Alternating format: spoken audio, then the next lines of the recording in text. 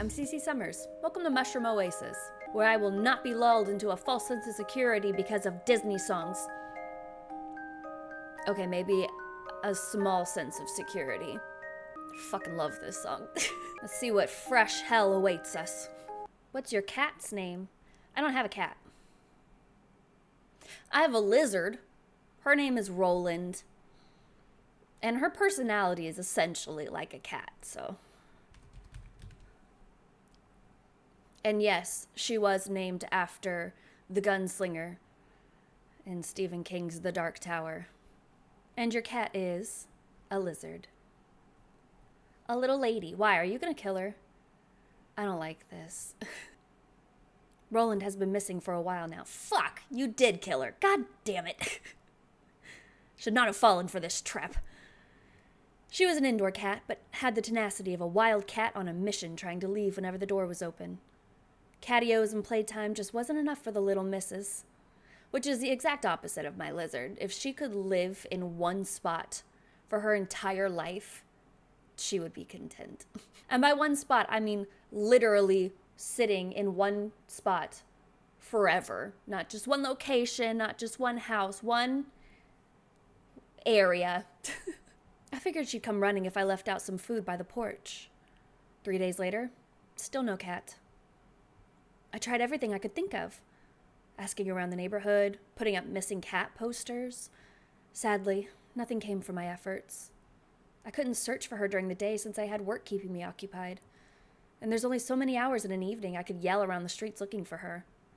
There was only one place left I could think of that she might have ran off to. The woods by my house, right across the street. I've definitely caught her eyeing the birds and squirrels that ran alongside the perimeters from the front window, her teeth clicking in excitement. I was no outdoorsy person by any means. In fact, the thought of going in there scares me. But I had to find her, or at least try.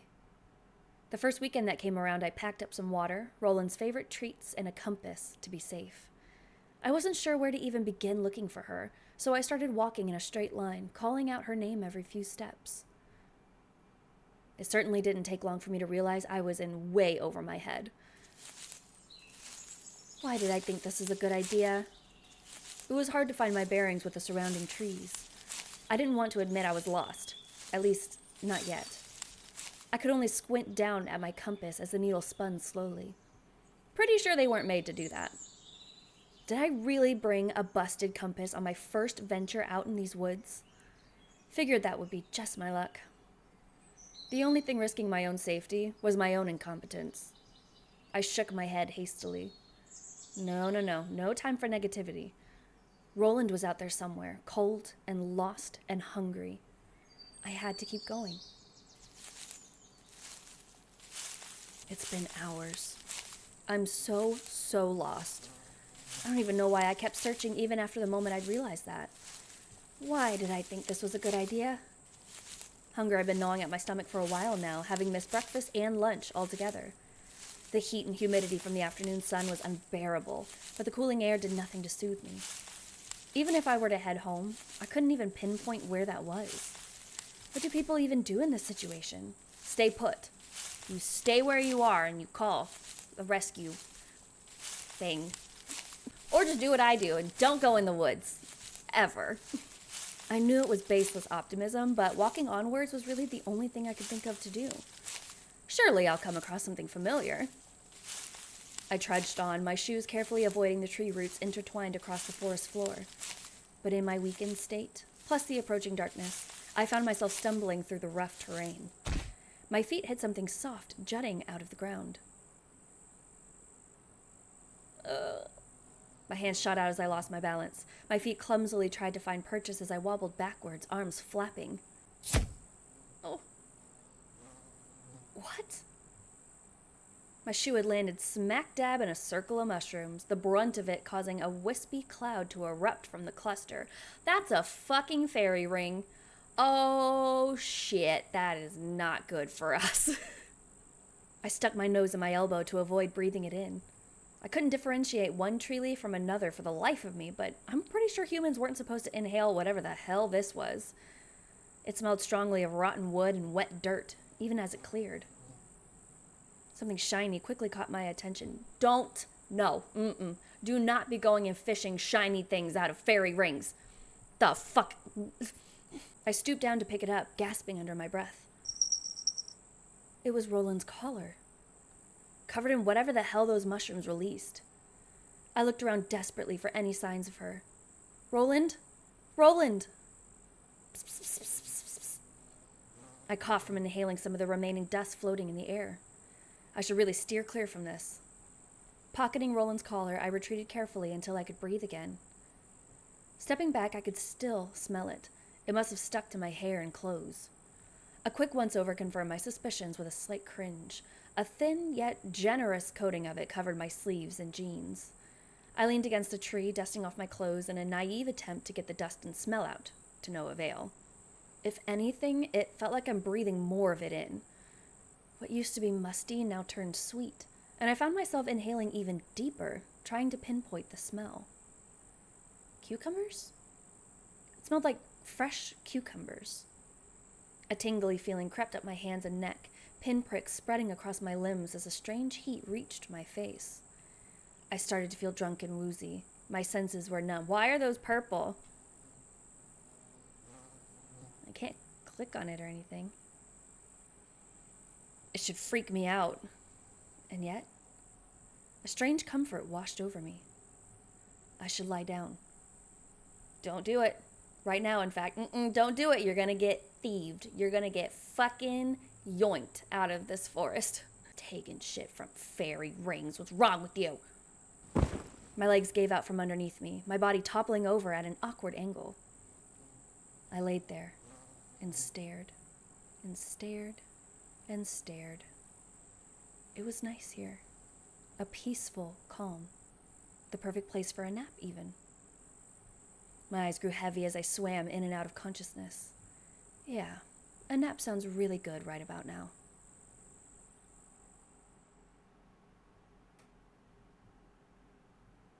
Oh. Sorry this happened to you, little one. By the will of the forest, may you rest in peace. Did I die? Wait. A human? How'd you end up all the way out here? Still breathing, too. Ah, geez, I can't leave you here. Leave me right fucking there. I will be okay. What should I do? I woke with a jolt. It was warm, but comfortably so. I could feel the weight of a blanket on me as I tried to sit up. I couldn't. I couldn't move my body. My fingers twitched uselessly at my sides as my eyes darted around in panic. Glancing about, I could see the interior of a cabin, or at least the ceiling of one. I couldn't see much past the corner of my eyes. Where was I? How did I get here? A desperate feeling rose in my chest. I had to leave. Right now. This was wrong, wrong, wrong. I wasn't meant to be here. I could hear the crackling of a fire nearby, likely the source of warmth I had felt on waking up. I could also hear footsteps approaching. You know what? Nah, we're awake. We're awake and we're gonna fucking attack you. Get away from me. I fluttered my eyelids, straining to look at the person approaching. My eyes widened as I took in their appearance, the protrusions from their forehead catching my attention. Are those little mushrooms? Oh. Not to mention the green skin. The stranger didn't sense my unease as they heaved a sigh of relief. You're awake. That's good. Very, very good. How are you feeling? I blinked. Oh. Sorry, I forgot about that. Here. The person held a cup to my lips, a strong, sweet smell coming from the rim. A gentle hand grabbed my chin to open my mouth. I couldn't even move to resist. Don't worry, it'll help you feel better, I promise. Drink up. As the liquid hit my tongue, all I could feel was a vague sense of heat. As I kept drinking, taste and texture returned, the sweetness of berries and chamomile coating my taste buds. I could even detect a hint of mint. I lifted my head finally, hands fisting at my sides as I propped myself up onto my elbows. The person kept a steady hand on my chin, careful not to pour in too much in case I choked. I finished every last drop, wiping my mouth with the back of my hand. I stared at my fingers, realizing I had full autonomy over my body again.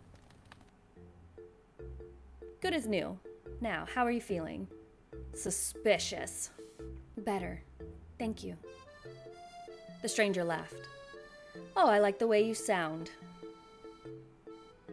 Been ages since I've talked to anyone, much less with a voice as nice as yours.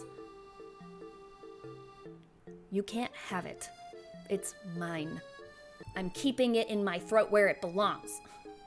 I brushed off their strange compliment, finally looking around the cabin properly.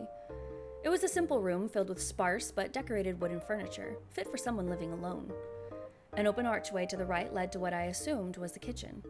Next to it, a door was closed shut. Possibly the bathroom?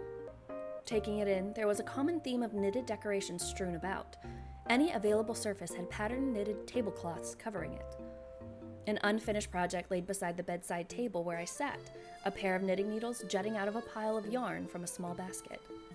As far as I could tell, it looked like the beginnings of a green scarf. The stranger was comfortable in staying silent, observing me as I glanced around. They tossed their hat onto the bed, scruffing their hair and making it even messier.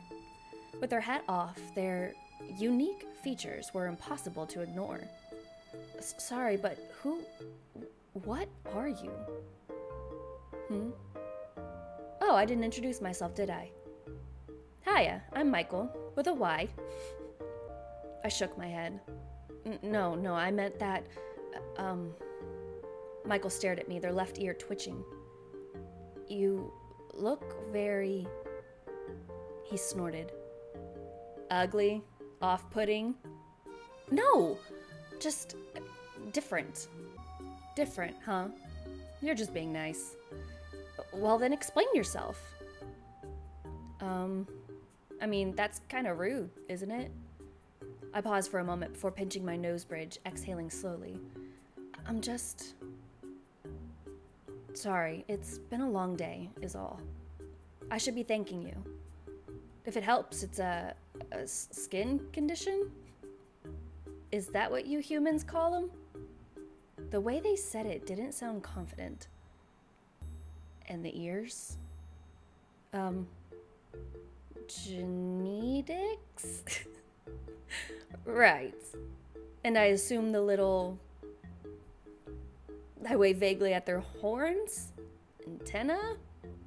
Those things are just cosplay to complete the look? Would that make a convincing argument? I squinted. Maybe. Then yeah, it's cosplay. Still doesn't explain everything. Michael huffed a nervous laugh.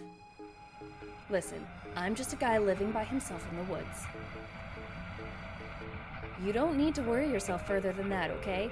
Okay, Michael, bye! Something in his tone compelled you not to question his existence anymore. He's just some guy, living in the woods, completely normal. Right, completely normal. I'm Cece. Michael beamed. Nice to meet you, Cece. I fiddled with the blankets as Michael scooted closer from the edge of the bed. I know I already asked, but how are you feeling? Any aches, sores, nausea, intrusive thoughts, weird impulses, fever maybe? He placed his hand on my forehead before I could react. His hands were calloused, quickly retracting as he gave a thoughtful hum. You seem to be lucid. That's a good sign. Great. He hummed absently, his twitching ear reminding me of a perturbed cat. Cat. My cat! Oh, shoot! Sorry if this is out of nowhere, but have you seen a cat around these parts? Her name's Roland. Around these parts? This is a western? She's a sweet little thing, about this big. Skittish, but she can approach strangers if she needs to. I pulled out my phone to show pictures of her, only to find it missing from my back pocket. Wait, where is... I haven't. Did you eat her? Swear to God if you ate my cat lizard. Huh? Your cat. I haven't seen it. Oh, I see. I slumped against the pillows, rubbing at my temples. She lost her collar, too. Even if anyone finds her, they wouldn't be able to tell where she's from. Damn it. Michael stayed quiet, watching me from his side of the bed. You came all the way out here for a cat? Huh? Of course. To the point where you're willing to run yourself ragged this deep in the forest? For a cat? Do you realize how far you've wandered away from the nearest town? I found you near unconscious, in an area nobody set foot in for years. For a cat. He sounded like he was holding himself back from giving me a stern lecture, as if in disbelief I had such little regard to my own survival. Did you eat my fucking cat, bro? Did you eat my cat? Just tell me. Just tell me now. I promise I won't be mad. Promise. My cheeks grew heated at how stupid reckless that sounds. I mean, she's not just a cat. She's my family. I know it was stupid for even trying, but I had to. Michael eased up, shoulders tense as he looked me over from underneath his unruly bangs. Family, huh? He finally tipped his head at me with a smile. You're willing to wander this far for such a small critter? I've met my fair share of lost campers, hunters, and a few runaway teens or two. But someone looking for their pet? You're kind of weird, aren't you? I guess. I sputtered, much to his amusement. Speak for yourself. Who cosplays in the middle of the woods? Michael laughed, a deep, hearty one resonating from his chest. Fair? I think I'm starting to like you, Cece. We're good, though. We're good. It's good. We're fine. I'm not that fun to be around, honestly. Like, I'm super boring and lame and a loser, and I should probably go home, honestly. Like, you're really not missing out. It's okay. Likewise? His smile widened, but something about it was off. He was showing too much teeth. It felt like he hadn't talked to someone in a real long time and forgot how to smile the right amount. I rubbed my neck, trying to think of something else to say. Can I ask, how did I get here? Oh, like I said, I found you in the woods not far from here. Oh, geez, really? I knew I was tired, but I couldn't have possibly... I did step in something. Something important. A portal. To this nightmare town, where dudes with mushroom horns go around eating people's cats. Familiar pinpricks crept up my skin. Home. I need to go home. Michael stiffened as he grabbed my shoulder. Never mind that. You'd fallen unconscious from, heat stroke. Heat stroke? No, that wasn't what happened. I was fine up until... Michael shook his head insistently, leaning close. No, Firefly. You weren't fine at all. If I hadn't found you when I did, well, who knows what could have happened. And who knows what'll happen now that you did find me. You could have gotten injured or attacked by a wild animal. There's danger in these woods, you know. No, he was right. You had been so foolish. How did you think you could do this on your own? Searching for your cat in the middle of the woods. And to go in without bringing any water? Passing out from heat stroke of all things? How could you have been so stupid? I shook my head, brain too foggy to pick apart my thoughts. He sounded confident, so why should you doubt him? Well, if it means anything, I'm glad you were there. Michael relaxed, hand on his lap once more. He grinned at me. So am I, Cece. I'm definitely glad I found you. His eyes were hidden fully behind his unruly hair, but I couldn't help feeling how intensely they were fixated onto me as he said that. The hairs on the back of my neck stood. Sure. Without a distraction, I've only just realized how uncomfortable I was sitting still. The blanket on me was starting to itch. Just the desperate need to get home began to rise in me again. This was interesting, but I should really get going now. Wait! My host jumped up from the bed before I could. I mean, I can't just let you wander around in the woods this late. Please, stay a bit longer. Come. He grabbed my hand and led me across the room. We stepped into the kitchen, a fragrant smell of cooked potatoes and meat hanging in the air. Well, it's good to know there's a set of knives in here. For later.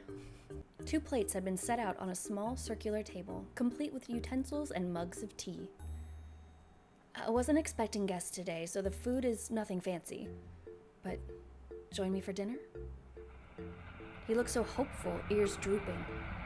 You'd feel so bad if you had to say no. No! I need to go home! I'm going home. I ignored the pleading voice in the back of my head, stealing my resolve. Strangely enough, the second I made up my mind, the faint static that fogged my thoughts cleared instantly, only replaced with the urgent need to go back home. I'm not eating your fairy food. You can't trap me here. Michael goes quiet, his grip on my hand tightening before he loosens his hold. I see. If that's what you want. But are you really sure? Yes, that's what I meant to do. I mean, I guess it doesn't hurt to stay. No, I'm going home. You can't trap me here. I'm not eating your damn food. His ears flattened at my words. He laughs an empty laugh, mouth twisting into a crooked grimace. Surely you wouldn't mind sitting down for a quick meal. Just a bite, even. Please. His hands fisted at his sides. Do you really have to go? Yes. Goodbye. Bye. Michael stared at me as if looking for something. Finally, he sighed in defeat. All right. I guess I can't keep you here. Not anymore. Let me lead you outside. Michael ushered me towards the back door, swinging it open as he sidestepped to let me out. The chill breeze crept along my arms. I turned towards him one last time. Thanks again for everything. He was silent for a moment, staring past me into the trees. You're welcome. Be careful on your way back. I'm sorry there's not much more I could do for you. He's been nothing but gracious. It's strange for a farewell, but I was too occupied with thoughts of returning home to care.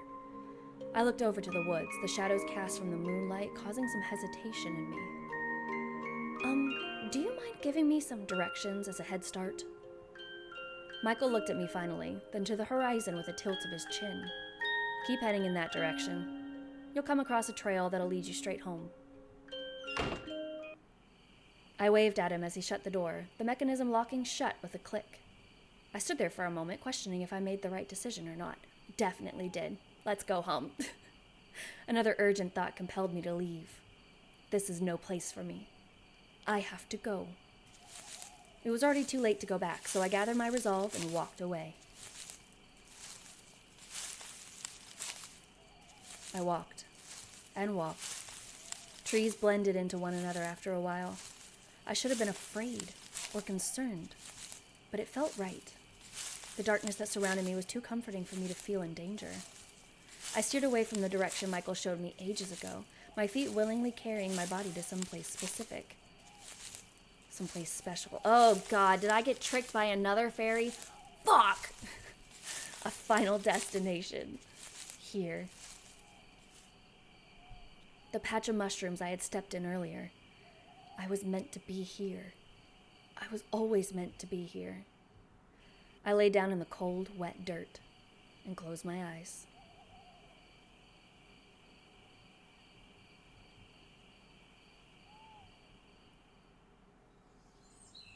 There's not much I could do if the forest has staked its claim on you, Firefly.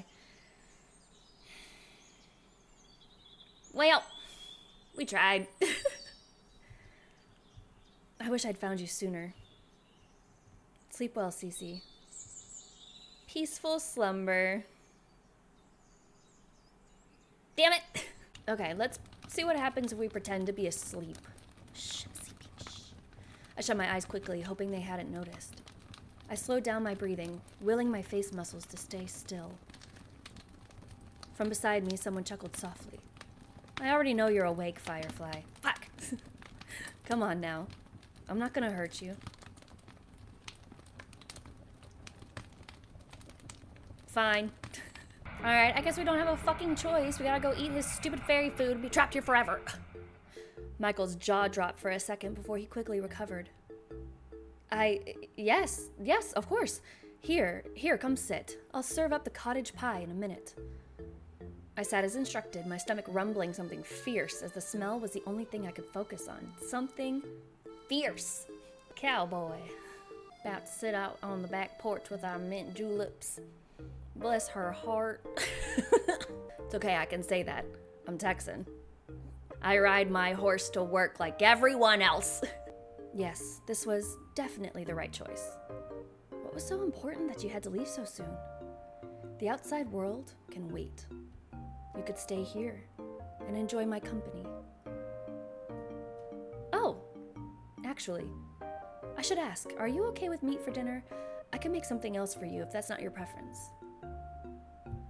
Meat's fine. Oh, okay. You'll be having the same dinner as me then. Michael pattered about the small kitchen with an almost giddy excitement. He put on a pair of knitted oven mitts, humming as he stooped down and pulled out a steaming tray of pie from the wood stove. The smell! It filled out the kitchen in an instant as he brought it out to the table, and my stomach rumbled louder in response. I'm pretty sure Michael could hear it, but he just smiled as he served up our portions. He discreetly cut me a bigger piece, which I was grateful for. It looked so good. The crust was a nice golden color, streaked with crisp lines and garnish. The meat and veggie filling looked absolutely delectable, the savory sauce leaking onto the plate. It's a fucking trap. My mouth was watering, unsurprising considering the fact I haven't eaten all day. Careful now, it's still hot. It's probably fucking rotted ass food and mud and sticks. It was fair advice, but I didn't wait more than 2 blows before biting into my first forkful. Ah! It was definitely way too hot to eat straight from the oven. Michael kept a polite expression, the corner of his mouth lifting as I panted with the piece still in my mouth. He gave me a few seconds to recover, elbow planted on the table. Is it good?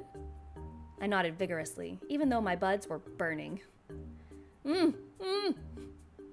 I couldn't taste anything. He laughed. It's usually better on the second bite. I slowed down, hand on my mouth, as Michael poked his fork into his own slice. I tentatively blew on the pie to make sure it was cool before taking another bite. He was right. The second bite was a lot better. The seasoned potato crust was nice and crisp on top, cheesy and creamy in the middle.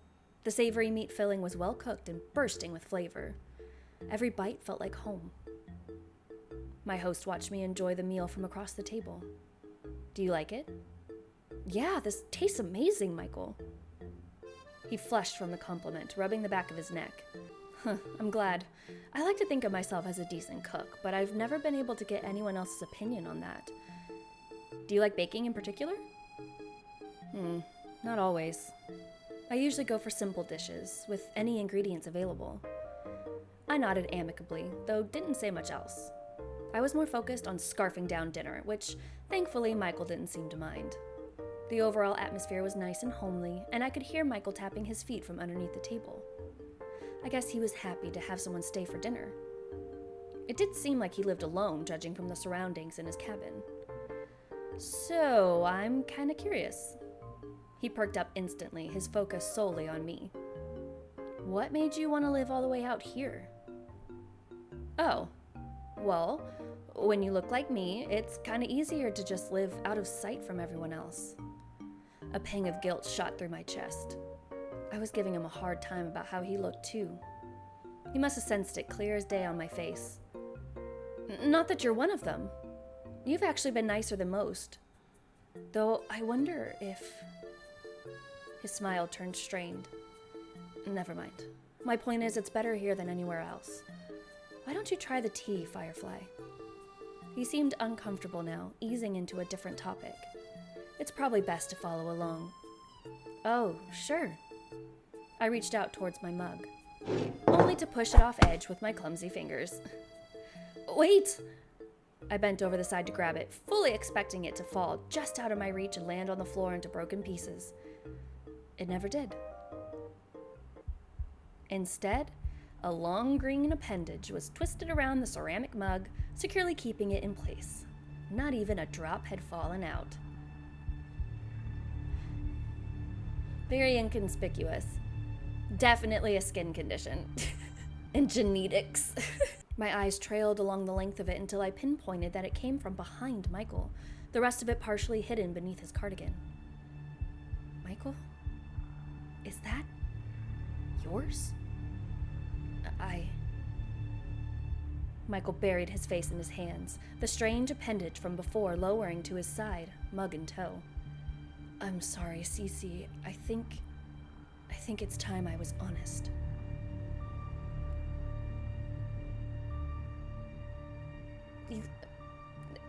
He's got a couple more eyes than I was expecting. He lifted his head, fingers carding his hair back to reveal his eyes. I froze as multiple pairs of irises stared right into mine before darting to the side and avoiding my gaze. I know it's a lot to take in, but this is who I really am. Please don't be scared. Don't tell me what to do. I'm gonna freak the fuck out if I want to freak the fuck out. You've got 4 eyes, man. And that's not even me making fun of your glasses. Monster. I flinched as his eyes thinned into sharp slits. No, you're a monster. Cece. I kicked back against the chair, letting it clatter to the ground as I scrambled into the living room. He was a freak. How did I ever let him get close to me? I had to escape, now. I ran to the door furthest into the room, hoping it was the exit, rattling the doorknob desperately. It was locked shut. Cece, please. I abandoned the front door and ran to the window by the bed, my fingernails scraping against the sill. It was sealed tight, the lock barely budging as I tried to twist it with my fingers. Heavy boots slowly came closer behind me. I spun around to see him by the edge of the doorway, hands up in a careful stance. Cece, calm down. I'm begging you, just let me explain. Stay away from me. My eyes landed on the basket on the bedside table, the needles glinting against the firelight. You are trying to trap me and keep me here. I don't feel bad for you. No, you were trying to keep me here forever, man. Maybe if you were actually nice and actually wanted to help me, maybe. But you can't trick me.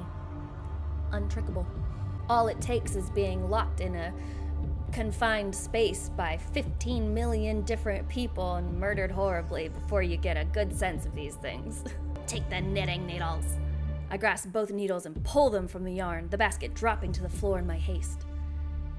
Holding them to my chest, I stepped back as Michael came closer, eyes wide as he realized what I held. Hey, look at me, Cece. You don't want to do this. You're gonna hurt yourself. Let go of those things. You can't compel me to do anything. He was right. Oh, what did it say? If you weren't careful, you could... Aiming blindly, I lunged forward. He probably wasn't expecting it because he hardly moved as I stabbed them straight through his chest. A choke sound made past his lips before he collapsed, his disgusting pair of eyes dazedly searching the room for me. Cece? I can't see you. I backed away, my breath lodged in my throat. That's okay. I know you can still hear me. This hurts so much. He wheezed out a pained laugh. You know, I was so alone. When you came along, I was so happy. Just to talk to someone, to have dinner with someone. You even liked my cooking. I really thought you would be different. Did you really hate the way I looked that much? He laughed bitterly once more, spitting out some blood. Why do I keep lying to myself? This has always been my fate since the beginning. At least I got one wish. I'm not dying alone. I don't feel guilty. You feel guilty.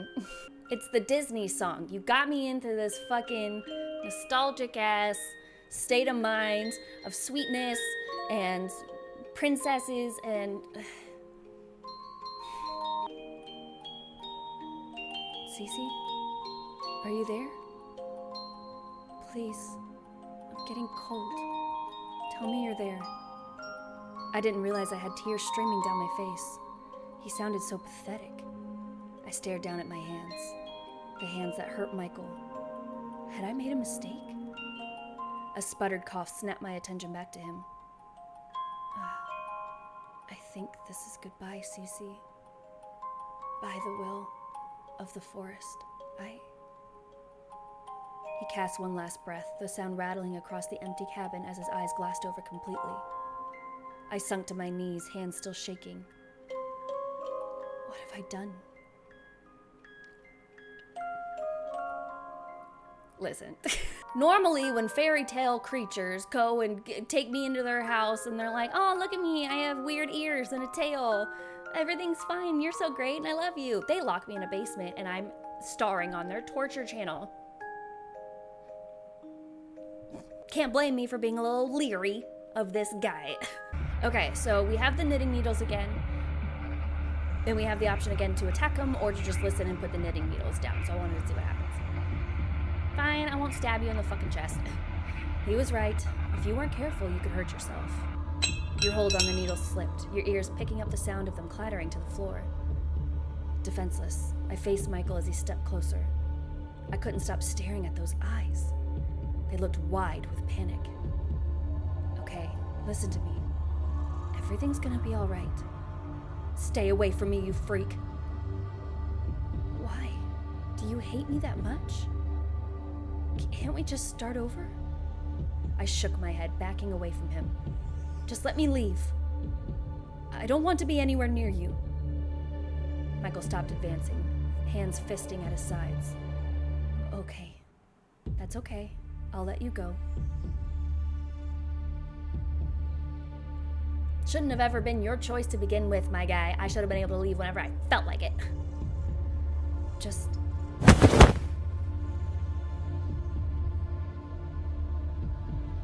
Told you. I fucking told you. I screamed as his arms wrapped around me. All I could do was twist in his hold. I could feel something tightening around my legs, his grip on my chin forcing me to look at his face. Let go of me! Let me go, my... Static. All I could hear was static. My body went against my will as I slackened against him, limp as a rag doll as his eyes bored straight into mine. Michael's smile was manic. That's it, Firefly. I've caught you now. You'll be fine.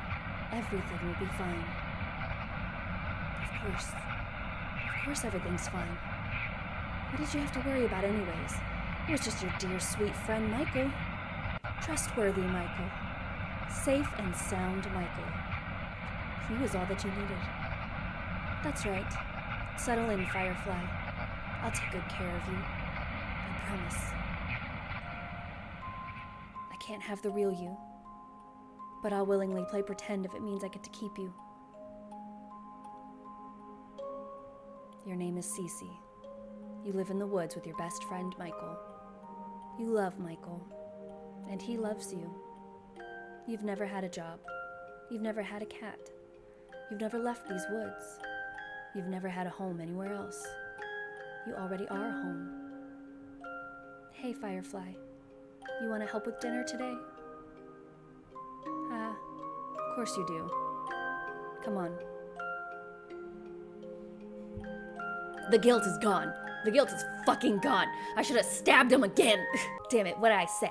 Fucking the ears, the tail, they're gonna keep you forever. All right, fine. This time we'll be fucking calm and we'll be like, this is fine. It's fine. I'll stay in the woods with you forever and ever. My best friend, Michael. Thanks so much. This is so great and consensual and I am here for it. I swallowed audibly, willing myself to not look away. He seemed to be holding his breath as I gripped the edge of the table. It felt unsettling every time he blinked those eyes in succession, even when he wasn't looking at me. Was it real? It had to be. Everything about him suddenly made so much more sense. The isolation, the avoidant behavior. He looked freaky, yes, but he also looked sad. I swallowed thickly. I'm not scared. Michael's many pupils blew wide, dilating like an excited wildcat. It sent a shiver up my spine. Okay, maybe just a little bit scared. Sorry. He hastily grabbed an empty plate and hid behind it, shoulders scrunched up despite his stature. Would it help if I just hide it? Michael, listen.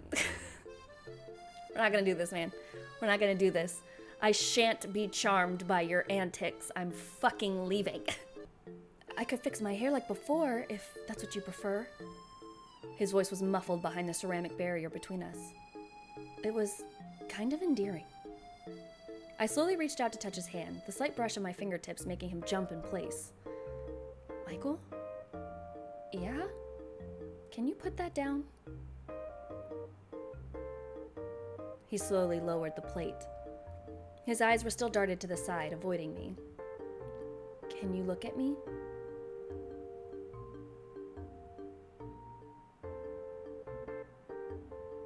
Don't look at me like that. Sorry, I just can't stop looking. This was so awkward. His hands were shaking. I looked down at the mug still floating next to him, hanging on for dear life. I reached over and plucked it straight out of his grasp. I tentatively took a sip, noticing how Michael was watching me over the rim of the mug. The taste was mildly spicy, with an almost earthy bite to it. I recognized it instantly as ginger tea. It's almost room temperature, but it's still pretty good. Huh? You wanted me to try the tea, right? I like it, so thank you. Oh, I'm glad. Michael relaxed back into his seat, following my lead as I picked up my fork once more. The silence didn't last long as Michael fidgeted. Are you really okay with this? With me? I gave him a once-over, really taking in his features. It's very different than what I'm used to, but I think I can learn to like it. Is that weird to say? I mean, you're not bad to look at. It's actually kind of, damn it, what do I say? It's pretty. He's a pretty little mushroom boy. You think I'm pretty? Yeah. Oh. My point is, your appearance shouldn't matter. You've been nothing but kind to me so far. I'd be the worst kind of person to judge someone based on how they look. I haven't known you that long, but you seem like a good person. You're fine, Michael. I smiled at him. We're fine. I see. He fidgeted some more before nodding, smiling a bit. Thanks, Cece. I'll cherish this moment forever.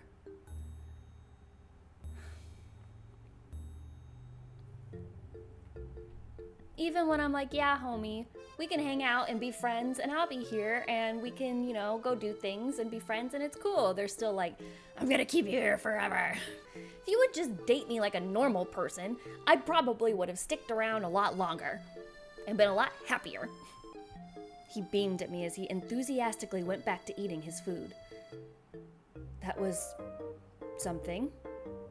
We continued with a bit of small talk, mostly stories about Roland or snippets from my personal life.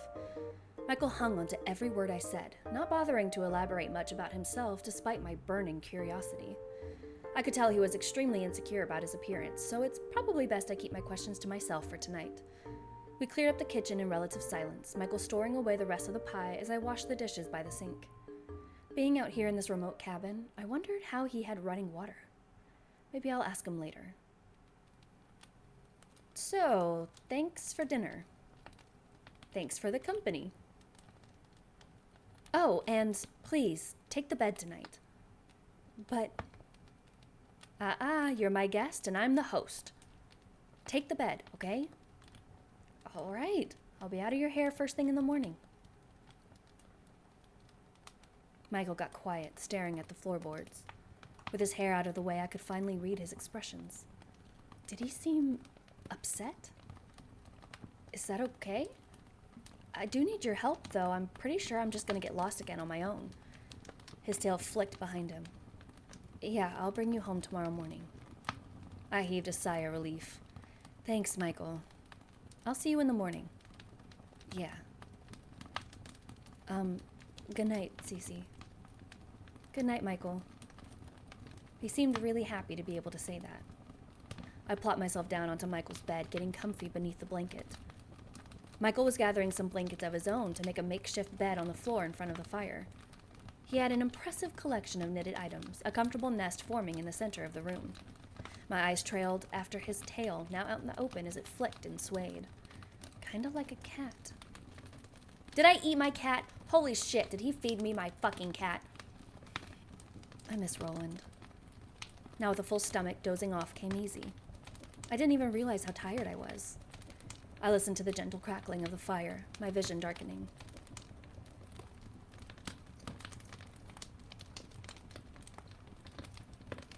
Yep.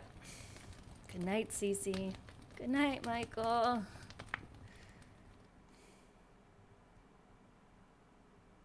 The soft humming invaded my dreams, stirring me awake.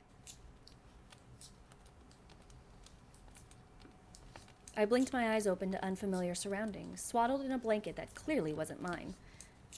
Where? Oh. I spotted the familiar figure of my host seated on a stool in front of the fire, hands deftly working on the green scarf bundled in his lap. His back was towards me, but I caught glimpses of his fingers as the needle softly clicked beneath the yarn. He looked incredibly adept at using them, the rhythmic movements almost hypnotic as the fibers wound together into an intricate pattern. I slowly stirred into a sitting position, rubbing at my eyes. The movement quickly caught his attention, ear flickering in my direction before his eyes trained onto me. Just like last night, his pupils blew up as we made eye contact. His expression lit up the instant he saw me. Cece, hey, I'm glad you're finally awake. You look so tired. I didn't want to disturb you until you'd gotten enough rest. Good morning, Michael. Good morning, Cece. Did you sleep well? I was too groggy to answer his question, a yawn slipping out as I stretched. He smiled kindly, a soft chuckle under his breath.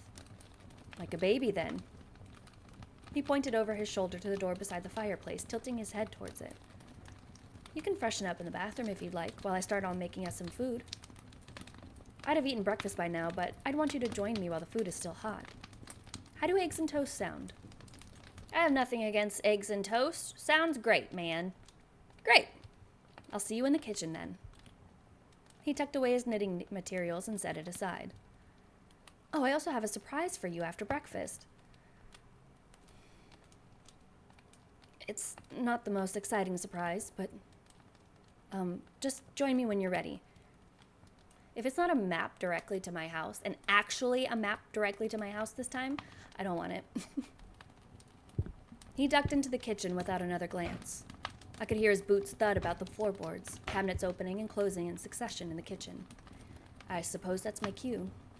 I rolled out of bed, leaving the warmth of Michael's blankets and trotting over to the door Michael pointed out. Stepping inside, I didn't know what I was expecting when he said he had a bathroom, but it was surprisingly spacious.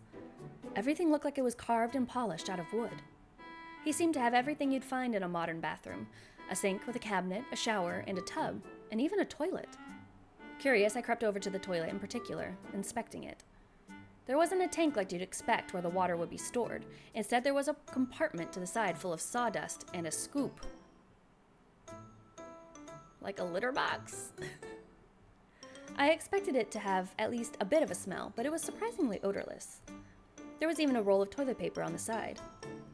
It was no flushing system, but it was hygienic. Michael must have done his research. Walking over to the sink, I stared at the faucet before hesitantly twisting it. I jumped when I heard the rush of water pouring in, swirling in the basin before disappearing to who knows where. Wow. Why am I impressed by a damn functioning bathroom sink? I helped with the dishes last night. I already knew Michael had plumbing. I was literally just thinking that. I was like, you knew he had running water, dude. Shaking my head, I finished freshening up and headed to the kitchen. Michael looked up as I entered, a steaming kettle in his hand with 2 empty mugs on the counter. It might have been the lighting, but he was taller than I remembered. Glancing to the table, I could see he already finished plating up our food. Oh, wow. You work fast. Michael looked proud of himself. Can't have my guests stay on an empty stomach. Go on, have a seat. I'll join you in a moment. I returned his smile and sat down, stomach grumbling as I looked at our plates. Once again, Michael was generous with the serving sizes. Fat slices of bread were toasted perfectly with crisp, buttered sides. The scrambled eggs looked tantalizing, the smell of savory herbs wafting into my nose. My mouth watered. Michael set down a steaming mug beside me before settling into his own seat. Peeking above the rim, I could see small flowers floating about, tinting the water yellow. It faintly smelled of apples. I recognized the yellow dried pellets on tea packaging I've seen before. Oh, chamomile? He nodded. I hope you like it. I'm sure I will. His smile widened, his tail swaying at the tip by his feet. He seemed more relaxed, showing his natural features this morning. Any trace of panic and hesitation from last night were gone, replaced by a look of contentment. Michael bit into his toast and I followed suit. The food was as delicious as I expected. A chunk of toast I bit into was heavenly, the butter sweet on my tongue, and the eggs. Something about simple, home-cooked food is just the best. Michael was happy to eat in silence, occasionally looking up at me as I enjoyed my food. He'd smile when our eyes met, his bottom pair narrowing into a happy squint. I wonder if he'd be open to some questions. Hey. Do you mind if I ask? How do you have plumbing in your house? I know it's a silly question, but I can't stop thinking about it. Oh, you were wondering about that? The embarrassed look on my face was probably enough of an answer. Aw. Well, it's nothing fascinating. It's just rainwater I've got stored above the cabin. Just rainwater? He nodded. I detected a hint of pride as he continued. It's actually a recent installment, believe it or not. Granted, the project took a while. Gathering materials, figuring out the tools, finding the right instruction manuals. Plus, I had to figure out where to store the water tank. And don't worry, I installed a filtration system, so it's safe for us to use. I check in every few weeks to make sure nothing's contaminated. That sounded daunting, especially considering he lived all the way out here in the woods. You did all of that on your own? I kinda had to. Anyway, it took a whole lot of calibrating and adjusting, but it really worked out. And now that I think about it, I'm glad you get to be comfortable here during your stay, too. Does that answer your question? Where'd you get all these fucking manuals? Where did you find all of this? I had to figure out a lot of things on my own. There was a faint hint of exhaustion in his eyes. But to answer your question, I go to libraries a lot. It's where I learned about a majority of things. The fact that he even ventured into buildings at all already surprised me. And if I'm real lucky, they have all these neat DIYs and workshop manuals archived for anyone to browse through. It took a while to figure everything out. A really long time, actually. But hey, I had nothing but time. And it paid off. I'm considering upgrading the toilet next, but for now, the composting setup works fine. Learned about that in an old camping guide. He paused to take a breath, as if he hadn't talked this much in a while. I'm rambling, but that's how I did it. Is there anything else you want to ask? You've been to libraries? How? His ears perked up, posture straightening. Oh, yeah. I can't tell you enough how much books have helped me. I've made it this far only because I quickly figured out how to read. Well, figured out that I can read. Aw, he had to teach himself how to read? If only he wasn't a crazy kidnapper man. Do you visit often? In my early days, any chance I could get. Nowadays, I stick to my side of the forest, though. Gotta make sure people don't wander too far off than they're meant to. I paused in my chewing at the teasing lilt in his voice. Hey! I'm joking. Anyways, if you're wondering what I do about this, he gestured towards his face. I just have to make sure everything's covered. You'd be surprised how little people pay attention to me when I bundle up just right. Do people not give you trouble? He shrugged nonchalantly. Small-town libraries are usually so empty from my experience. And people just mind their business there. I guess that's true. I can't remember the last time I visited a library. I guess libraries would be Michael's equivalent to the World Wide Web. I should introduce him to the internet sometime. His fucking head would explode. He would die. Can you imagine all of the DIY kidnapping manuals he would find? Actually, maybe not. Not without parental controls. Exactly. Finally satisfied, I nodded and went back to eating my food.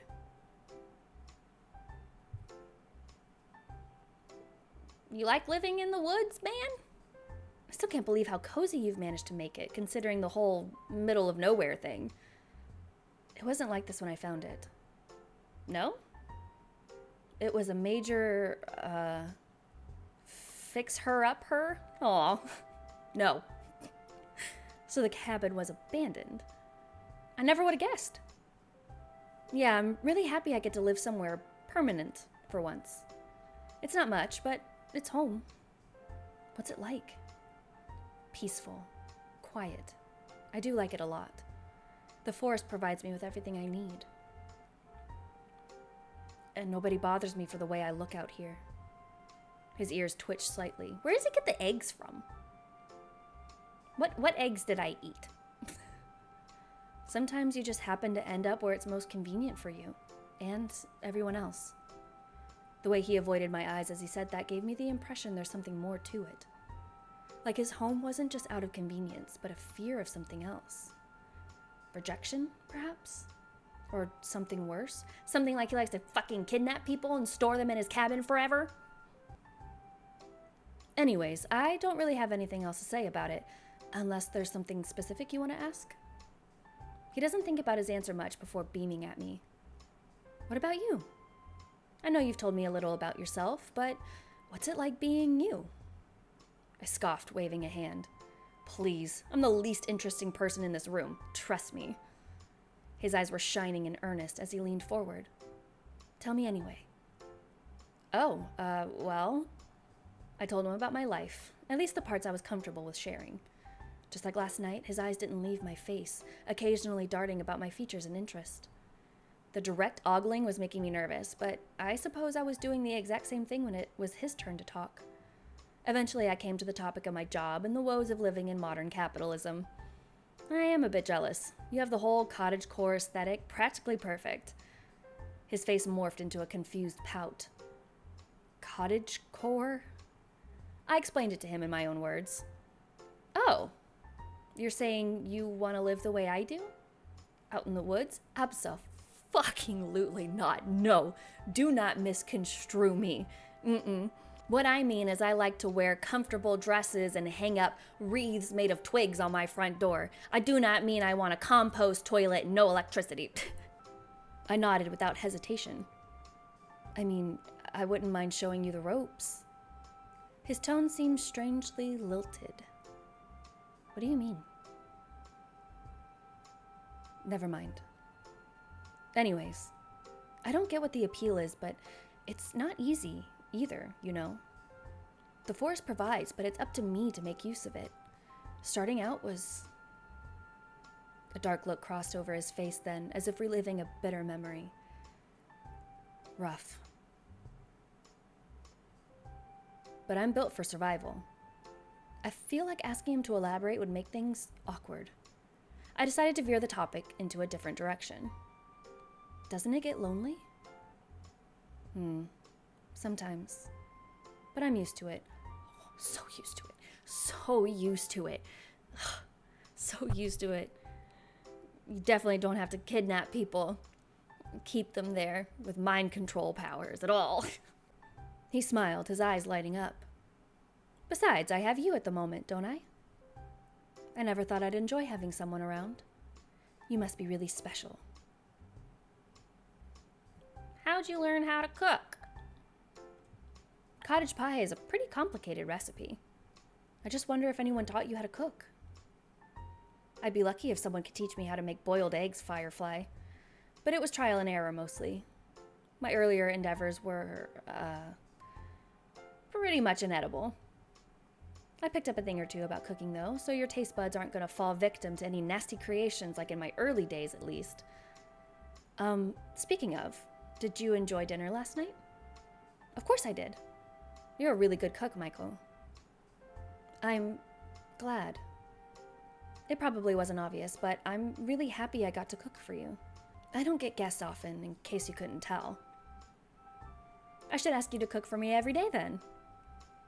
He grinned at my joke, looking pleased. I'm dropping a lot of ideas about me living here forever, and I do not enjoy this. I'd be happy to. I chuckled as I took another bite. So what's your favorite thing to cook? He lit up at the question.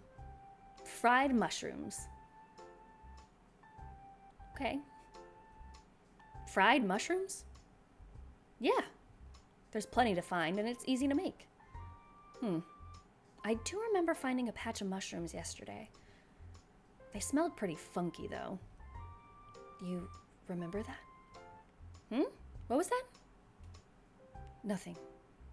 Anyways, mushrooms were the only thing I had for a while before figuring out I could eat other stuff like roots and veggies. Do you forage all your ingredients? Mostly. The times I figured out how to catch fish and hunt game were the best of my life, I tell you that. My first taste of meat? He did an awkward version of a chef's kiss, as if mimicking something he saw on television once. Mamma mia. Was he trying to say Mamma Mia? He continued before I can even dwell on it for a second longer. But nothing beats what you humans are able to make. You guys go nuts with ingredients. Rice was a challenge. It's a precious ingredient since I have to actually get some from a store, but once I figured out how to make it nice and fluffy, I consider it a special treat. I did a double take. You go to the store? Not the you humans part? That's not the part where... Okay. Alright.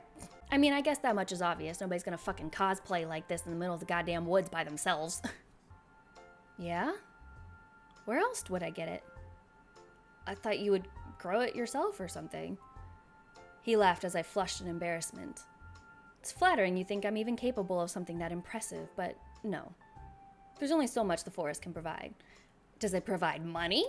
Or are you a little thief? But what about money? We're talking about human currency, right? Otherwise, how would you even... Do you actually have a job? A thought occurred to me. Or did you steal it? He almost looked offended. Do you take me for a criminal? Yes. 1,000,100%. No! Yes. But that would mean... Then how... Michael bit into his toast, his two eyes winking in mischief. I have my ways, Firefly. You just compel people to buy it for you. You're like those little teenagers begging outside the store being like, hey, mister, can you buy me beer? Except it's rice and other produce. What's that supposed to mean? I'm starting to know a lot more about Michael. He didn't directly say it, but it felt like he was lonelier than he was letting on. Not to mention how he managed to make a home for himself, all on his own. I had to wonder if he had anyone at all. Do you have any family around? Family? His expression turned solemn for a moment before he looked sheepish. Remind me how that works again? I get the concept based on some books I've read. I don't have what you call parents, if that's what you're asking. My mouth dropped open in shock. No parents? He shrugged and took another bite of toast. Was he hatched? Did he grow out of the ground? Not that I recall. What's that like, living with so many people like you in such close proximity? It depends on the people. Huh? That's how it works, right? You and other humans living in one house. And you have this, Denna thing that makes you relate to the rest? Denna. Aww. That's what makes a family, right? Was he talking about DNA? His definition threw me off, but I had to answer somehow. Not just that. Family is... I am a firm believer in that you choose your own family.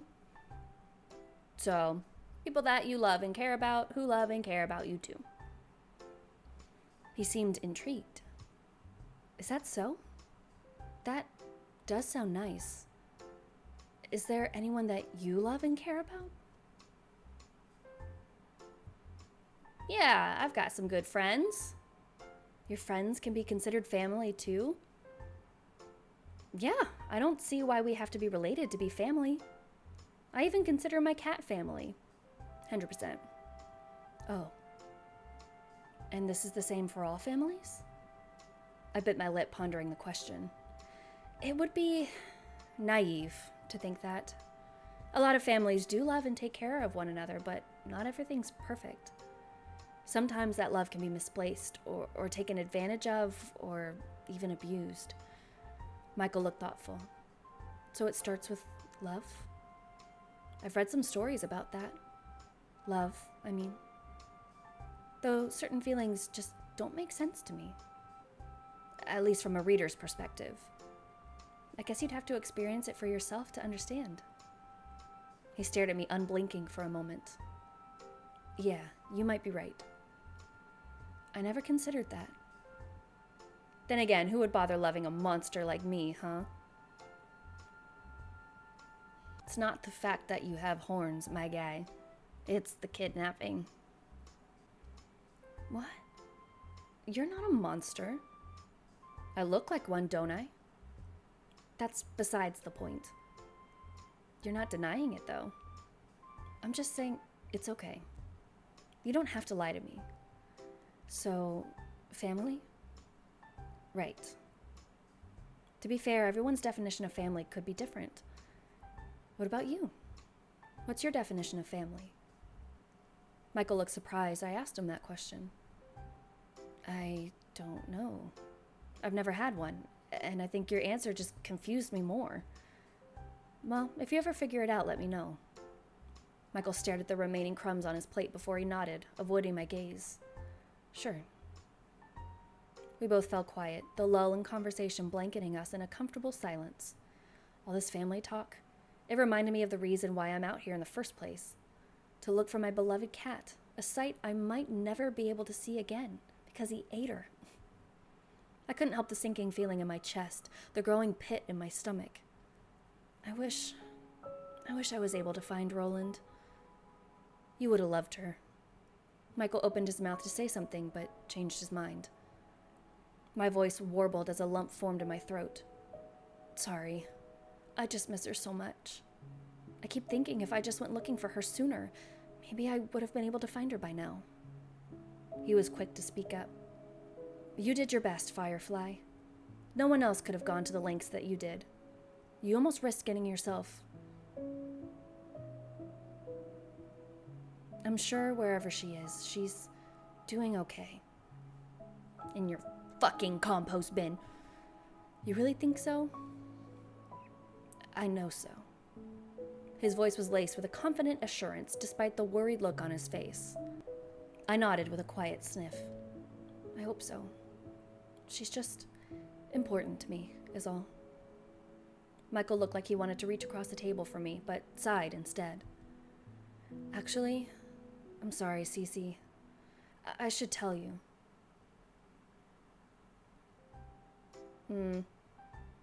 Maybe I do have family now that I think about it. That was the surprise I mentioned before. Wait, really? He nodded. Are you done? I could take you to go meet them right now. I looked down at my plate. During the conversation, I didn't even realize I finished the meal. Yeah, I'm done. His movements were quick, stacking our empty plates and mugs and setting them in the sink. He grasped my hand before I could say another word, pulling me up and heading outside with me in tow. As the door swung open, I could only see Forrest ahead before he tugged me along as he rounded the side of the cabin. Almost immediately, my peripherals were assaulted with greens on both sides. I figured he was the type to grow his own vegetables, but to see it in person as confirmation was a whole different thing. With Michael leading the way, I only had a moment to take in the surrounding garden. He had marked the different plots with messy drawings on small wooden signs jutting out of the dirt. Carrots, lettuce, potatoes, trellises of tomatoes and beans. I wouldn't have been able to differentiate one plant to another without the signs. Even the chamomile from our tea just now grew abundant close by, the small buds swaying gently. I bumped into Michael as he suddenly stopped, the man looking over his shoulder to beam at me. We reached what looked like a fenced-off area with a bit of netting stretching all around. He stepped aside, watching me as my eyes widened. Chickens! Okay, it was chicken eggs. The 3 fat, happy little hens strutted about like they owned the place. As he entered through the gate, the hens swarmed over in an instant at Michael's feet, circling him and pecking at his boots. Ladies, meet Cece. Cece, these are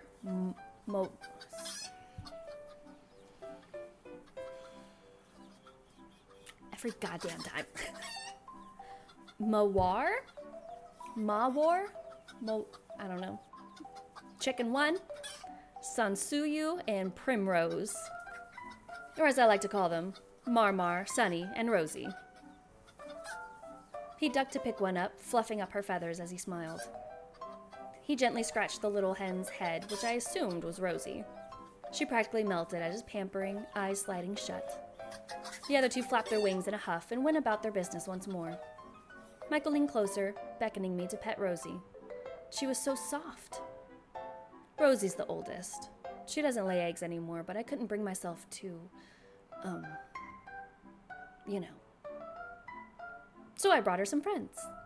Marmar came first. Sunny is a more recent addition. What do you think? Do we make a good family? I laughed and nodded, watching as Nosy nuzzled into Michael's chest. I didn't expect chickens of all things.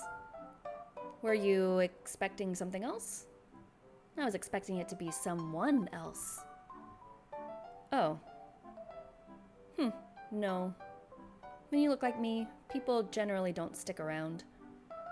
There's that negative self-talk again. You don't even look that bad.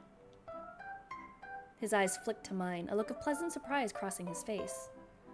You really think so? Yeah? You can't be that naive, Firefly. I mean it. He let out a polite scoff as he scratched Rosie's head absently. You genuinely believe people wouldn't run away at the sight of me? Well, I didn't. The third time. His smile turned smug, the corners of his lips lifting just a bit. Of course you didn't. Because you couldn't. Shoot. He wasn't wrong. I was pretty much paralyzed in his bed when we first met. But I still don't think you look that bad. Is that so? Describe me then. What? You heard me. Look at me and describe what you see. For a second, I thought he was being condescending, but looking at his eyes, all I could see was a bit of playfulness. He looked at me expectantly, eyes shining. You're tall? Go on. You have blonde hair? He gave an amused squint, his left ear twitching. What else? You have green skin and a tail? He chuckled, though there was no malice in it. But that's not all, is it? He definitely expected me to say it straight. Oh, fine. So you don't look human. So what? He hummed absently. As I was saying, animals generally don't care if you look like a monster. My heart twisted at his words. His passive nonchalance somehow makes it even worse. Michael, you're not a tug at my shoelace caught my attention. A light brown hen stood at my feet, her beady eyes shining. Sunny flapped her wings almost expectantly. Aw, I think she likes you. Go ahead, pick her up, gently, like how I did with Rosie. I hesitated, but slowly lowered myself to cup Sunny by her wings. Lifting her up, she was quick to nestle herself until she was comfortably tucked under my arms. I could feel her wings wiggling as she nuzzled into my side. So cute. Michael's gaze softened as I cooed at the chicken, mimicking her small clucks. So, did it help? Cheering you up, I mean. Oh, so that's what this was. A fuzzy feeling bloomed in my chest as he looked at me, chicken in his arms and concern on his face. A little bit, yeah. Only a little? I snickered, rolling my eyes. Okay, mister, a lot. That's more like it. His proud grin was infectious. I couldn't help smiling back. We spent a bit more time with the hens, petting them until they were satisfied. Michael even showed me the spot where they like to have their dust baths, a little chicken-shaped hole scattered about in the dry soil beneath the coop. Once the gals had enough of us, we refilled their water container before leaving. He left them some treats, procuring them straight out of his pockets before shutting the gate. The girls' excited chatter over the food faded as we made our way back inside his cabin. I sat by his bed as he crouched down by the fireplace. From the window, I could see the sun outside was getting higher. It might be close to afternoon now. Hey, Michael? He looked up at me from where he was stoking the fire. I rubbed my arms, unsure where to place my gaze. I think it's a good time for me to go now. My expression fell, but I caught myself quickly. He'd done his best to cheer me up. It'd be inconsiderate towards him to leave in a bad mood. I might have to accept that I'll never see Roland again. I think it's better if I focus on moving on. He was quiet for a moment, hands in his pockets. If you say so. But you don't have to leave just yet. We've still got plenty of daylight left, and there's some places I want to show you. Won't you come with me? I had to decide.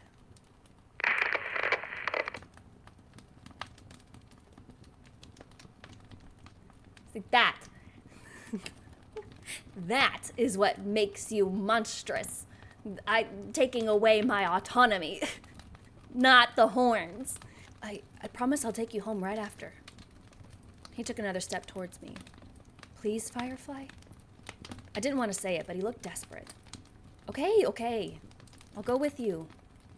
The joy on his face was shining bright as a billboard. Great. Let me get our stuff. He disappeared into the kitchen, returning with my backpack in one hand and a satchel in the other. He passed it to me as he walked by towards the front door. I almost forgot I had this. Rifling through my bag, I found cat treats, Roland's collar, a broken compass, and my phone. The battery was dead, though. Still, that's one less thing to worry about. I checked through my bag once more, finding an empty water bottle. I frowned, distinctly remembering I forgot to pack water for my trip. Or at least, Michael told me I did. Didn't I? You ready? I looked up at Michael, starting when I spotted the large crossbow in his hands. He followed my gaze and shrugged, albeit with a nervous smile, like he'd been caught doing something he shouldn't be. He quickly strapped the weapon to his back and out of sight. Don't worry, I'm not going to use it unless necessary. I would hope not. He chuckled at my indignant tone. You think I'm going to let you out into the woods without guaranteeing your safety? I made a promise to get you home, so this is just an extra precaution. You don't think it's a bit much? Better safe than sorry, Firefly. He did have a point. If anyone knew these woods and the kind of danger it held, it'd be Michael. I glanced over him again, noticing he'd changed his oversized cardigan for something more outdoor appropriate. His eyes tracked mine, his shoulders stiffening as a tint spread across his face. So, shall we? He opened the door and waved me out. I stepped outside to glance around his front yard. The landscape wasn't anything special. It was actually left quite plain, just thick with trees and foliage. Only paths of dirt and flattened grass clued me in the routes Michael would use as he comes and goes, webbing in all directions trailing to the front door. Come to think of it, anyone passing through would be able to spot Michael's house if they squinted through the trees carefully enough. I guess he was right that nobody's walked through this area in years. I heard a lock turn before Michael joined me by my side. He smiled wide before tipping his head in a direction, making sure I was behind him before he started walking. I was hesitant, but followed suit. It was quiet as we traveled, save for the sounds of nature calling out around us. The weather was bright and warm, the sun casting pretty rays through the gaps in the trees. I had to admit, enjoyable as it was, the bird calls and rustling of leaves as we walked somewhat brought bad memories. Yesterday was miserable. I was lost, tired, and hungry. There was a chance I wasn't going to make it out alive. I watched Michael's back as he led the way, the man barely paying any mind to his surroundings. His ear would occasionally flick back in my direction, but overall he seemed confident on where to go. Having Michael as my guide home was definitely a great assurance. It made me feel even more grateful he'd found me when he did. I sighed and shook off the negative feelings, keeping pace while appreciating the fresh air. I stepped up next to my companion, willing my voice to speak after plenty of silence. This is actually kind of nice. A good old nature walk. I coughed into my fist, feeling embarrassed. I don't go outside as often as I should. Michael smiled kindly. I'm glad I get to bring you then. Yeah, feels different when you know where you're going. Actually, where are we going? He sensed my nervousness and laughed. Don't worry, we're almost there. I looked up and saw it before he even pointed it out. A clearing in the distance, the trees growing strangely sparse in that area. I held my breath as I noticed the grass slowly starting to dot with flowers, delicate blooms swaying here and there in the breeze. As we got closer, Michael watched me as my mouth dropped open, a knowing twinkle in his eyes. It was breathtaking. A secluded little meadow of flowers lit up by beams of light, making the scenery resemble a page from a forgotten fairy tale. Butterflies flitted about in pairs, their wings flickering and complementing the surreal yet enchanting ambiance of the whole place. Michael let me gawk some more before walking ahead, turning to face me before sitting down to relax on the grass. He slipped off his satchel and laid it on the grass by his side along with his crossbow. I blinked out of my stupor and approached him, spinning around to drink everything in before plopping myself down next to him. So, what do you think? Pretty, isn't it? I nodded dumbly before finally turning to face him, the man's gaze on me softening as our eyes met. A butterfly approached us rapidly, making me flinch on instinct. It landed on his finger as he held it out, its wings flapping gently. He smiled at the dainty creature, a fond look in his eyes before he held it out towards me. Do you like butterflies, Cece? I mean, their wings are cool. The rest of them are really, really weird looking. Yeah, butterflies are the tits. I do. I think they're so pretty. This is amazing, Michael. His usual prideful smirk was absent, replaced instead with a shy smile. I'm glad you like it. The sun was at its peak now, the air getting warmer as minutes passed. The leafy canopy over us provided enough cover for us to not overheat. Michael picked a flower with his other hand and placed it in my palm, his tail looping loosely around us as both my cheeks darkened. He closed his eyes and leaned back further, the butterfly still resting on his hand. My ears caught a soft rumbling before I realized it was coming from his direction.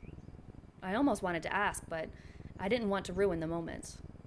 My gaze dropped as I twirled the flower in my hand, holding the stem delicately. The gesture felt platonic, but also romantic. I wonder if Michael was even interested in relationships. He'd been alone most of his life. He'd probably get tired of my presence sooner or later. Before I could contemplate further, the butterfly on Michael's finger took off, my gaze trailing after it as it left the sunlight and flew away into the woods. Which reminds me. Michael? Don't get me wrong. This place is stunning. But is it okay if we go now? He straightened from his relaxed slouch. Why? We just got here. I chewed on my lip, hesitating. I love it here. I do. But I want to go home, Michael. Michael studied my face. Cece, do you want to leave me that badly? No. I need time to recover from losing Roland. I know it's silly and dramatic, but knowing she won't be there when I get home. I trailed off, another shot of guilt and regret filling my chest. I just need to get it done with. I feel a hand rubbing my back. Michael nodded slowly, looking me in the eyes. His smile was gentle. That's okay. I understand. But maybe this place can help with that. Stop doing that shit! It's a nice spot to nap in, isn't it? I picked it out just for you. Why don't you go ahead and lie down? His words made you sway, a sudden bout of sleepiness weighing heavily over your eyelids. He was right. It is a nice spot to nap in. Why were you in such a hurry? You yawned, lying back to stretch on the grass. The warmth from the ground seeped through your clothes, lulling you into a sense of comfort and safety. There you go. Just spend some time with me. Just a bit more. Please.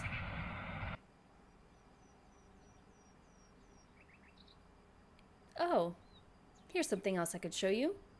He reached into his satchel and pulled out a wooden box. It's called a kalimba. I blinked slowly, clarity coming back as I shook my head to pay attention. The box fit neatly in his hands, Michael holding it as if he were typing on a phone. I could see it had a hole in the middle with thin strips of metal arranged in a triangular shape over it. What does it do? A proud smirk spread across his face. I'll show you. He began to pluck at the metallic prongs, a gentle ringing sound resonating with every flick of his thumbs. I couldn't recognize the song. He might have made it up himself. I closed my eyes, enjoying the tune. Michael gave a soft chuckle as he kept playing. Relax and listen as long as you like, Firefly.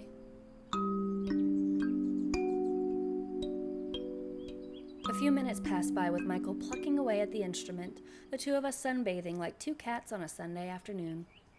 I must have dozed, as the next thing I knew I felt a nudge on my shoulder. Comfy? He chuckled low when I refused to open my eyes. I mean, if you'd rather stay. My eyes shot open, my whole body jerking to sit up. Michael glanced at me, kalimba on his lap and a half a forget-me-not chain in his hands. What? I shook my head, slapping at my cheeks. I can't believe I fell asleep. I still need to... It's all right. He cut me off. His sigh was heavy. I was hoping... Never mind. He patted my shoulder, though his smile didn't reach his eyes. Thanks for being here with me. Maybe we can do this again sometime. If I ever see you again. Let's get you home. He rolled over to his feet and stood up, brushing off dirt and fixing his satchel. Come on. We gathered our things and set off into the unknown once more. Well, unknown to me at least. Michael seemed to have a map of this place ingrained in his brain. You seem a bit sleepy still, so let's freshen up, okay? We walked a bit further away from the clearing, coming across a river. Compared to the rest of the path we walked, the area was shaded considerably with the thick canopy of leaves over us. The flowing water looked inviting as I kneeled down by the bank, Michael idling close by. I dipped my hands in, eager to wash my face. The water was refreshing and cooled my heated skin in the afternoon sun. I pulled my hands back to see Michael peeking over my shoulder into my reflection, smiling with a faraway look on his face. He startled as our gazes met, irises darting away to look at himself instead. Immediately his expression changed. His ears flattened, a grimace twisting his features as his lips curled back. I'd never seen such contempt in his eyes as I did then, staring at his own visage. He stepped away, retreating underneath the cover of a tree to lean against it with crossed arms. He doesn't notice me watching. I patted my hands dry on my shirt and approached him. You ready? Yeah. I stopped him before he could turn to leave. He looked at me with a questioning look, tipping his head. I hesitated. I wasn't the type to speak my mind directly. Most of the time, I'd keep things to myself and let things go by. But nobody should look at themselves and have that sort of reaction. Hey, you know you're not, I might as well be frank. You're not a monster, Michael. He looked taken aback. What makes you say that? I saw how you were looking at yourself earlier. How you talk about yourself. None of it is true. I keep telling you, you're more than just your appearance. I don't know what compelled me to do it, but I did it anyway. I reached for his hands and held them between us. His eyes widened at the contact. All it took was a day with you, and truthfully, I think you're the most amazing person I've ever met.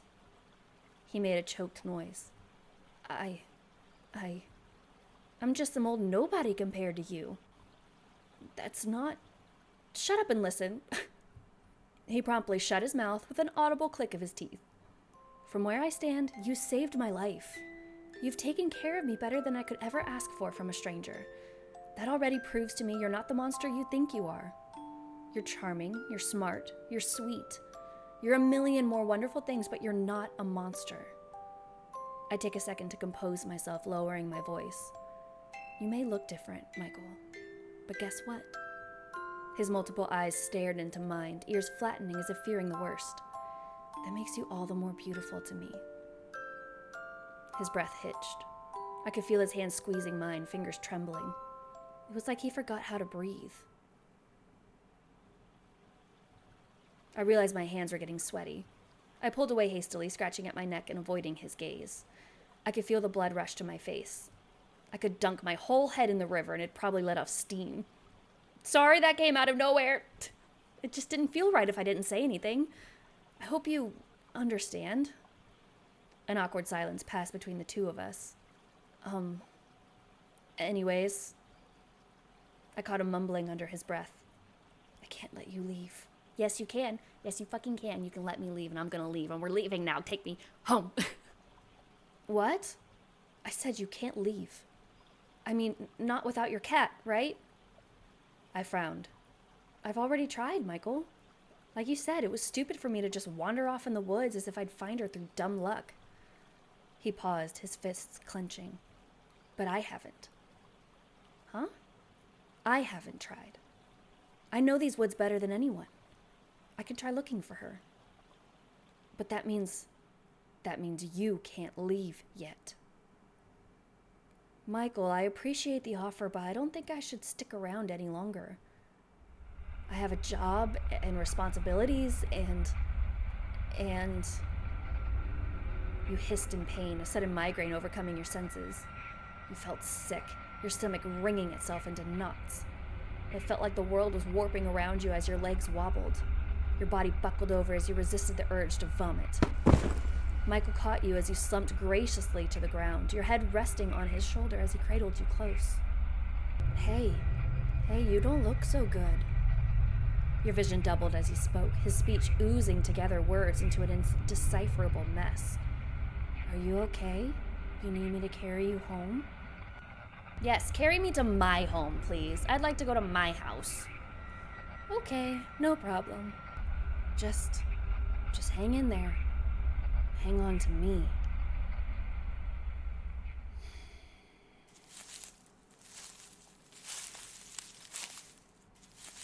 I'm sorry. No, you're fucking not.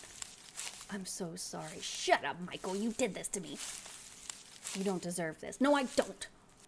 If I could just one more day with you, I'd be the happiest man alive. And then one more day after that. And then one more day after that. And another until I'm fucking a prisoner here.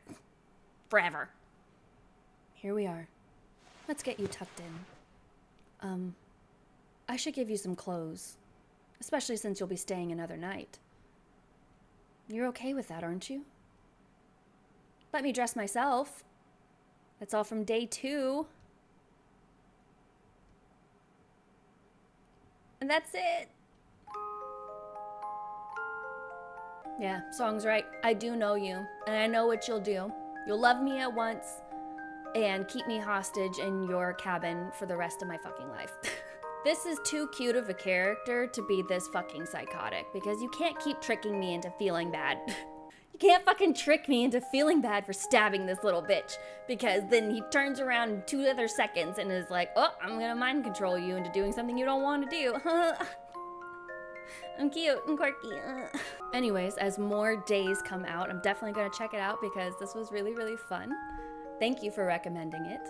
Please don't go out into the woods by yourself. Nothing good comes of it. Nothing good has ever come of it. And I will see you later.